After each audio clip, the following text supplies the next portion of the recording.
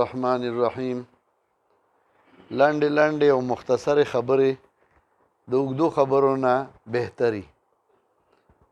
لنډه خبره دا ده چې موږ تاسو راغوښتي یئ، تکلیف هم درکړی دی، ستاسو د ټولو بلا مصروفیات دي، د سبقونو ورځې دي، خو دې له هم راغوښتي وئ چې موږ د وحدت المدارس الاسلامیه پاکستان د هغې د لاندې د صوبه سند یو اجلاس وکړو او په هغې کې موږ یو بل ته خپل ضرورتونه بیان کړو.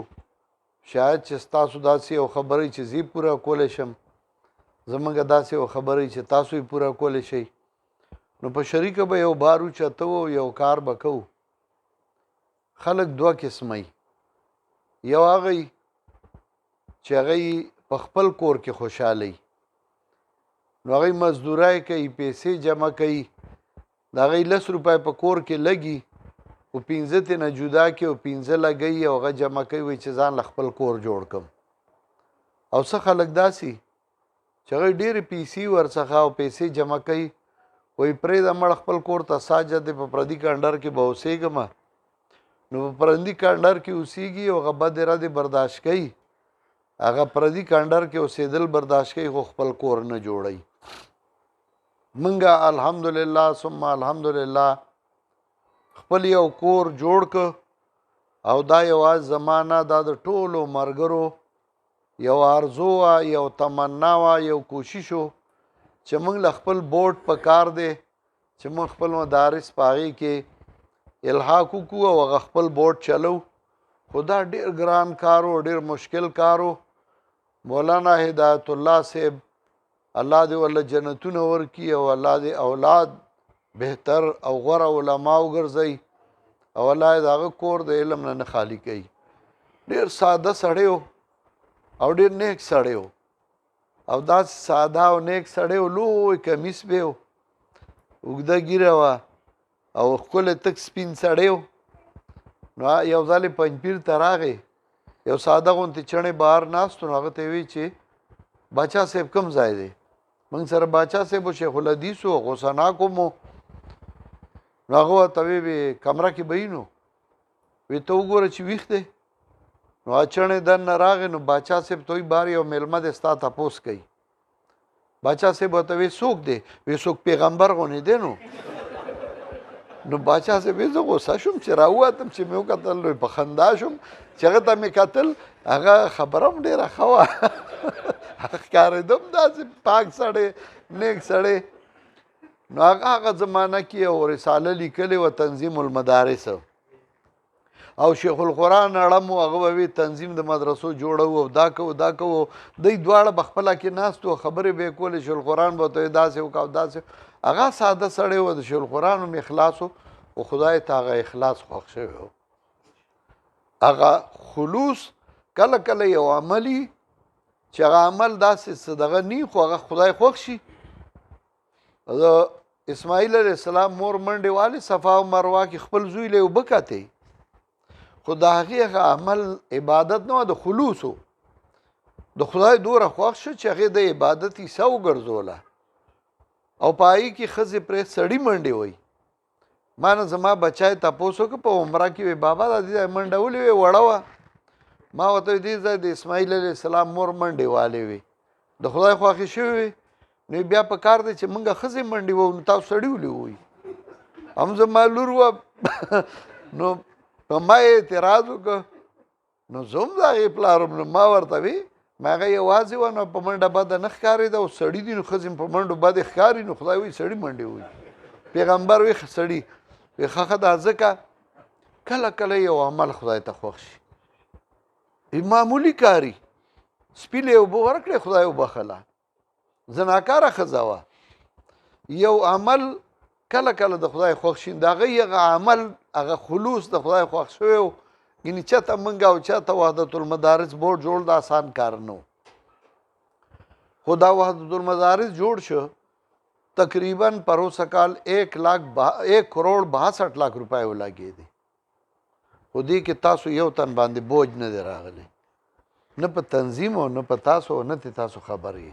په کاغذ لیکلی دي، قلم لیکلی دي چې کومې پیسې لګېدلي. په دې کې اثر رسوخ استعمال شو، په دې کې تعلقات استعمال شو، په دې کې هر څه وشو. زما دا یو آرزو وه چې د شیخ القرآن آرزو وه چې خپل بورډ جوړول غواړي چې دا بورډ زما په ژوند کم سے کم جوړ شي. هغه الله جوړ کړ، هغه کامیاب شو. 1,26,000 دا د میاشتې تنخواه ما ورکوله، اوس هم ورکومه، کال پوره شو. تاسو حساب وکئ دا پیسې چاته وې، کم ځای نه به راځي. دا یو محنتي، یو سټرګلي، یو کوششي سړی کوي او دا کوشش کوي چې په ملګرو بوج را نشي، ملګري متاثر نشي. ځکه بې بوجه نه ټینګېږي، نو چې بوج پرې رایي خو ټول به رانه وتښتي، الا من شاء الله، څه لږ به مضبوط خلک وي. خو خلوص دا ډیر کار کوي او د دې ډیر اثرات دي. علامہ اقبال وایي فضائے بدر پیدا کر فرشتے تیری نصرت کو اتر سکتے ہیں گردو سے قطار اندر قطار اب بھی. د بدر هغه فضا پیدا کا، اوس به هم فرشتې قطار در قطار ستا امداد له راځي. ما به په دې شعر سوچ کو چې د بدر فضا پیدا کا، نو صحابه مسکو منګه مسکو، صحابه روجه نیوله منګه روجه نیسو، صحابه زکات خیرات ورکو منګه زکات خیرات ورکو، صحابه د دین مرسته کوله منګه کو. نو دا څنګه منګه فضا نه پیدا کړو، هغه پیدا کړې ده. نو زه په دې نتیجه ورسېدم چې د هغې کوم خلوص هغه ممکن نشته، د هغې جان نثاري هغه ممکن نشته. زما یو ملګري وي، ما به سوچ کو چېرې صحابه نو هغه هم انسانانو او د هغې له دوره فوقیت فضیلت ورکړی شوی دی چې لو انفق احدکم مثل احد ذهبا ما بلغ مد احدهم ولا نصیفه. که تاسو کې یو تن د احد د غر عمره سره زر خرج کړي، د دوی کوړي او اوږې ته نشي رسېدی. نو ما به چې دا ولې، نو ما د شپې خوب ولید نبي علیه السلام په یو چړای باندې ګاډی خېجئ او دا ګاډي بریک فیل شو، ګاډی په شا ځي، چې په شا روانېده اوس ګټه نشته، څه شی نشته، صحابه کرام ولاړ دي. د صحابه را منډه کړه او د ټیرونو ته څلورو وارو ټیرونو ته سرونه اړم کړل، ګاډی ودرېده. وی چې زه راویښ شم، ما توبه ویسته چې دا خلوص دا صحابهو کې دا ممکن نشته. دا خلوص د شیخ القرآن او د مولانا هدایت الله او د هغې د ملګرو الله هغه بورډ جوړ کړ. هغه بورډ دا یو کال هغې له ما څه کسان داسې وو چې هغه ما ساتل، تنخواه مې ورکوله، خو چې کال بعد ما پراګرس وکړو نو هغه هېڅ هم نه کړي. نو ما وی ښه دا دوره پیسې مو لګولې، دا دوره منډې والې ما، دا دوره دغه کار هېڅ نشو، د نتیجه د کراچۍ روکه ده. دا ولې د منګه ویب سایټ لا تر اوسه نه دی جوړ شوی، کال ما تنخواګانې ورکړې، ما ویب سایټ نشته. ولې کار خو ما شروع کړی دی، پیسې لګوم، منډې وم، کړاو کوم، د جماعت دپاره کوم، کار دی نه کېږي. ما هر څه بدل کړ، نوي دغه مې کړل. دا زما زوم دی، مشر زوم مې دی، انجینیر دی او آی ټي انجینیر دی. ده ته ما وی که یمان وی نو هغه به دا هر څه نه سنبالول. تاسو یې نو تاسو یې نه شئ سنبالولی، تاسو د یمان په ځای یې که نه. دا برابر کوي، دا دوی ورته ملا وتړله، په یو میاشت کې ویب سایټ هم جوړ شو، هغه هر څه برابر شو څنګه چې درته اوس ووي، او کار هم روان شو. انشاءالله اوس به نتیجې نه روکېږي. که د هغې نتیجو ستاسو ګیله بلکل په ځای ده، که د هغې تاسو څخه یو فوټوسټیټ وي هغه راکوئ، هغې باندې به موږ بیا تاسو ته سندونه هم راولیږو، هغه به موږ برابر هم کو، هر څه به وکړو. خو چونکې مخکې څه کسان داسې وو چې هغوی کار صحیح ونه کړو، تاسو ته به ښکاري چې صحیح دي، خو صحیح نه و. نو د دې وجې نه زه تاسو ته دا وایم چې دا ستاسو یو کور دی، خپل کوره دی. که په خپل کور کې خوشحاله یې، راځئ دې کې الحاق وکئ، خپلې مدرسې ورسره ملحق کئ، د خپلو طلباو داخلي د امتحان دپاره وکئ. او که دې کې نه یې خوشحاله، په پردي کنډر کې خوشحاله یې، نو ستاسو مرضي ده. موږ درته دا نه وایو، هغوی خو ماته مینت کوي اوس هم. دا موږ چې اوس تلي وو اخوا د مصالحات دغه کې وفد کې، نو ماته ټولو مینت کو او ماله چې زه کومه عهده غواړم نو هغه پکې راکوي. خو نه، زه خپل ملګري یوازې نه پرېږدم. دې ملګرو له حیثیت نه ورکړی شوی، نه اهم شورا کې ذمہ دار کړي و، نه اهمیت ورکړو، نه مال راکړو، نه تاسو له درکړو. زه ورته ښیم چې الحمدلله موږ په خپل کار کولی شو او موږ د هغې مقابلې نه کوو. د خپل کار کوي، موږ خپل کار کوو، خو موږ دا ښیو چې موږ کار کولی شو الحمدلله. نو زه تاسو ته د دې دپاره مې تاسو راغونډ کړي یئ چې چا الحاق نه کړی، نو موږ فارمونه راوړي دي مولانا صاحب له، دی ستاسو مسؤول دی. نو تاسو فارمونه دنه والئ او هغه فل کوي، ډک کوي او تاسو خپل الحاق وکئ. که غواړئ چې خپل کور کې اوسېږئ او که نه غواړئ نو ستاسو مرضي ده. باقي امتحانات اوس را روان دي، د هغې دپاره سنګل فیس ټایم هم پوره شوی دی او د ډبل فیس ټایم هم پوره شوی دی. اوس تاسو د سند والو دپاره به سنګل فیس وي، اوس هم ډبل به هم نه سنګل فیس به ځکه چونکې تاسو لرې یئ موږ نه. نو په دې هفته کې تاسو خپلې داخلي که کول غواړئ او د دوره حدیث کسان نو هغوی له به موږ دلته کې سانټر ورکو، زنانۍ نو د هغوی له به موږ سانټر ورکو. تاسو د ده سره خپله رابطه وساتئ. زه د مولانا صاحب نه ډېر خوشحاله شوم، دی ډېر ښه کار کړی دی.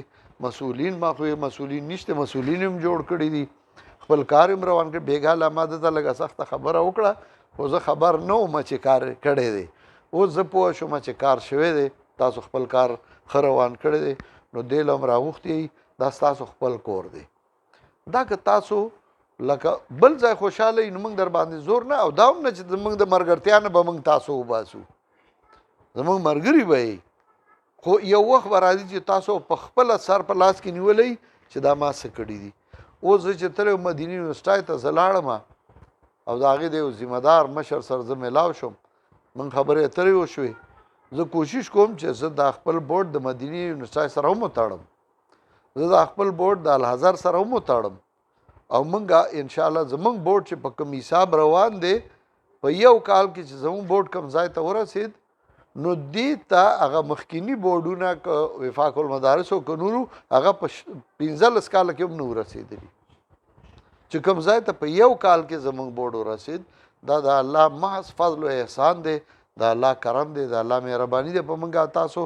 نو زه ستاسو نه دا امید کوم چې تاسو به دا خپل بورډ کامیاب وي، دې کې به الحاق کوئ، دې کې تاسو د کتابونو د طلباو داخلي د امتحان د دوره حدیث د مدرسه البنات نه چې کوم زنانۍ د هغوی نو که تاسو لږ دوره همت وکئ نو ډېر به در سره موږ کوو انشاءالله.